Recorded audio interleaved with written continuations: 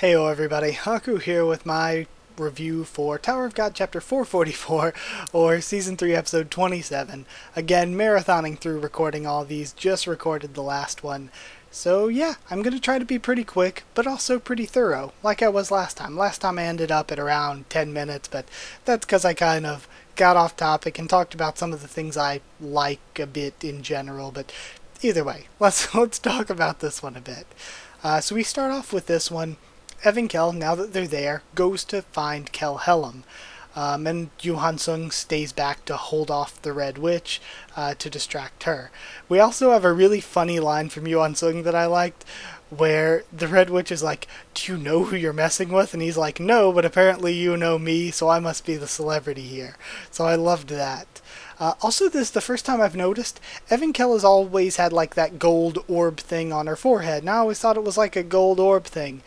But I never noticed before that it had a pupil until at one point she was looking to the side and the dot on the gold thing was also looking to the side. So I was like, hold up, has that been a third eye all along? Because I've not noticed. I've just thought it was like just some sort of gold thing on her forehead. I've never noticed that that was like a third eye, if it is. But Evan Kill finds the spear, Ruelmon's spear, hanging around. And we get an explanation of what's going on with Doom's heart from Kel Hellam. So the workshop had Doom's heart. Somehow or another, workshop had Doom's heart. And Kel Hellam got the workshop's stuff. It's very vague. He just got workshop stuff, which included the heart, and then he had a spell put on the heart. So now Kel Hellam's plan is to control Doom, therefore controlling all the K9 people, and having his own personal army.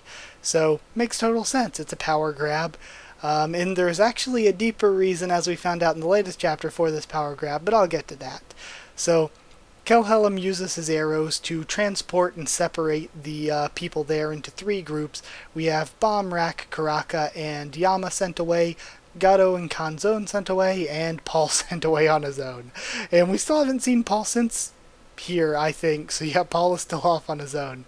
But Kun is pretty messed up and pretty exhausted from the flame, so Verdici carries him away for a bit, and man, Verdici could carry me, let me tell you. But Yama then tells the group that he's with his plan. He's just gonna go kill Doom. He's like, I'm super fast, I can be there in a couple seconds, I'm gonna kill Doom now.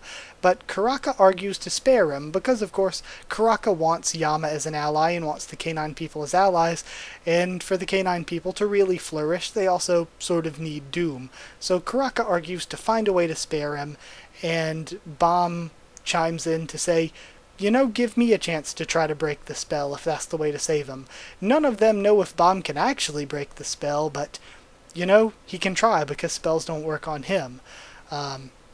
So the plan is that while Yama's attacking and distracting Kel Hellam, Karaka's just going to throw Bomb at Doom, and Bomb is going to figure something out. We then cut back to see that Verdici is injured, and Doom is refusing to obey Kel Hellam and take the Fang, causing him great pain and seemingly internal damage. But also, Verdici is telling Kun not to hand over the Fang to Kel Hellam and Doom. But then we got Yama coming in, of course, really, really cool. Yama's just such a hype character. And Kel Hellam sort of explains that, yeah, he wants the K9 people as soldiers. Yama's not a fan of that, because that's the exact thing Yama didn't want, for them to just be used as mindless soldiers.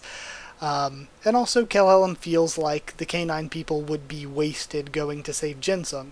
Again, my opinion is they should really be trying their best to save Jinsung because he's so powerful, but if one of the commanders of Zahard's squadron can take out Jinsung, you know, as powerful as Jinsung is, if a squadron commander can take him out, we know there's other squadron commanders. Above them, we know there's like 10 family heads and princesses, so like, you know, maybe in the grand scheme of things, as strong as Jinsung is and as useful as he is, we're getting to the point where we're seeing people even stronger and more powerful. Like, I don't know how we can compare him to Evan Kell or Kel Hellam, but I'd be willing to argue from the things we've seen that Evan Kell and Kel Hellam are probably even sort of a tier above. Jinsung at this point. And I mean, we know Evankel is around like, what, 60 in rank, so it would make sense. But either way, where else was I? So at that point, Yama goes level 6 in his transformation, and Kelhelm is like, you know, my powers will still work on you, because I'm not afraid of you. He talks shit a little bit. He doesn't exactly say that, but he basically talks shit to Yama a little bit.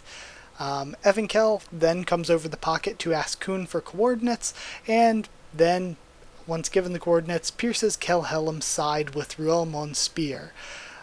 Kraka prepares to throw bomb, and I believe we end there. No, before we end, we cut away to a different scene where Madarako tells the rankers that we saw in the workshop battle, and I love this coming back, that those characters came back, just the random nameless rankers from the workshop battle.